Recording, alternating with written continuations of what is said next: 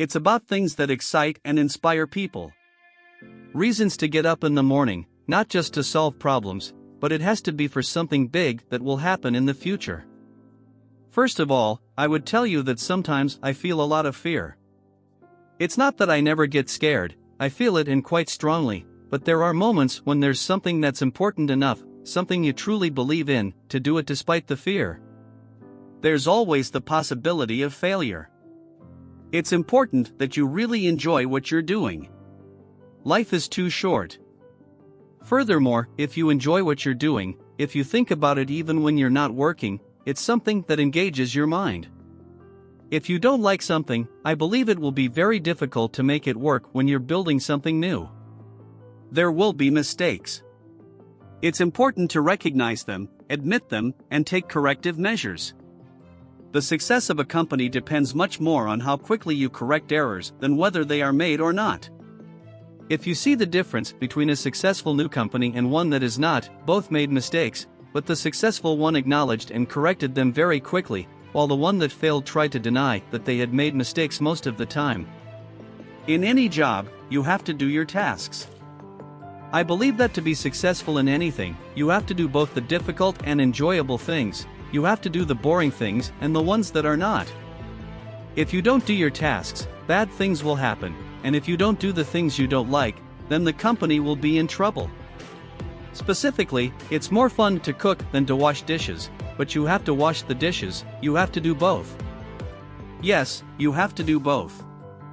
This is the time to take risks. You don't have children yet. As you get older, your obligations increase. When you have a family, you'll start taking risks for yourself and your family as well. It will be much harder to do things that might not work out. This is the time to do it before you have all those obligations.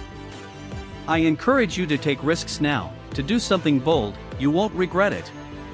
When I started SpaceX, I thought the chances of success were less than 10%. The same with Tesla. I thought the chances of success for an automobile company were very low. I simply accepted that maybe I would lose everything, but maybe we would make some progress if we could move the ball forward. Even if we die, maybe some other company could take over and continue to advance.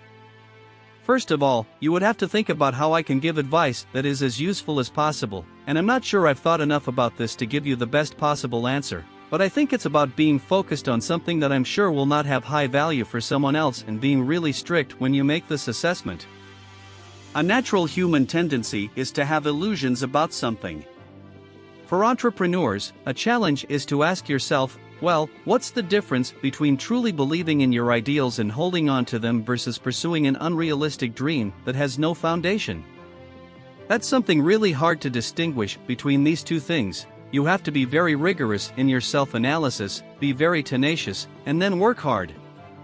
You have to work 80 or 100 hours a week. All of this will improve your chances of success. If others work 40 hours a week and you work 100, even doing the same thing, you will accomplish in 4 months what takes them a year. One of the biggest mistakes that people tend to make, and I'm guilty of it too, is creating illusions, wanting something to be true even if it isn't, and then ignoring reality for what you want to be true. This is a very difficult trap to avoid, and as I said, I have problems with it myself. But if you convince yourself that you're always wrong to some extent, that your goal is to be wrong less, and you accept critical feedback, especially from your friends, if someone cares about you and wants the best for you, they may not want to tell you the bad things. So you'll have to ask them, telling them that you really want to know. And then they will tell you. I tend to see problems from a physics perspective. I think physics provides us with a good analytical framework. One of the keys to physics is reasoning from fundamental principles. This is contrary to how most people think. They do it by analogy. Reasoning from fundamental principles means searching for fundamental truths or things that people are sure are fundamental truths, and you can draw conclusions from these principles. If you come up with an idea that seems to violate one of these fundamental truths, then most likely you're either wrong or you're going to receive a big prize or something like that. It seems obvious when you explain it, but in reality, this is not what people do. Reasoning by analogy is useful because it's a shortcut that's right most of the time, but it tends to be wrong when it comes to new things because it's hard to make an analogy with something completely new. When you were in college, developing these skills, you wanted to do things that would benefit humanity. Why did you do it? Because not everyone does it. Yes, I suppose I had a kind of existential crisis about what everything meant and what the meaning of life was. Maybe it came from before high school, I guess. I don't want to give a very long answer, but I had a dark childhood. It wasn't good. Maybe in part because of reading some philosophers. Never read Schopenhauer or Nietzsche when you're 14, it's not good. I was trying to understand what it all meant when I read The Hitchhiker's Guide to the Galaxy, which I think is a great work of philosophy. I realized that many times the question is knowing what questions to ask. If you can formulate the right question, the answer is the easy part.